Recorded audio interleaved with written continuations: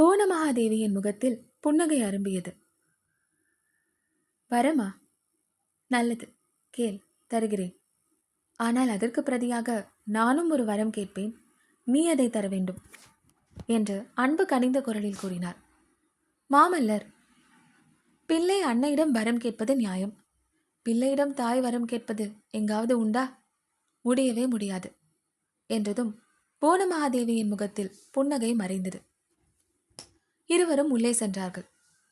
நரசிம்மர் தமது தலை அணியையும் ஆபரணங்களையும் எடுத்து வைத்துவிட்டு கை கால் சுத்தம் செய்து கொண்டு வந்தார். பிறகு இருவரும் அந்தப்புற பூஜா மண்டபத்துக்குள் பிரவேசித்தார்கள். அங்கே மத்தியில் நடராஜமூர்த்தியின் திருவுருவம் திவ்ய அலங்காரங்களுடன் விளங்கியது.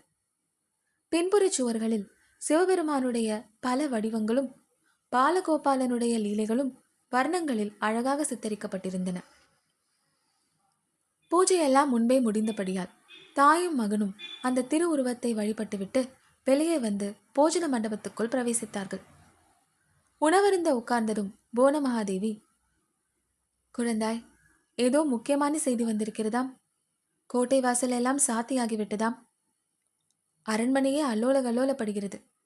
எனக்கு மட்டும் ஒன்றுமே தெரியவில்லை. நீயாவது சொல்லக்கூடாதா? பெண்கள் என்றால் மட்டமானவர்கள், அவர்களுக்கு ஒன்றுமே தெரிய வேண்டியதில்லை என்பதாக நீ கூடவா எண்ணம் வைத்திருக்கிறாய் என்றார்.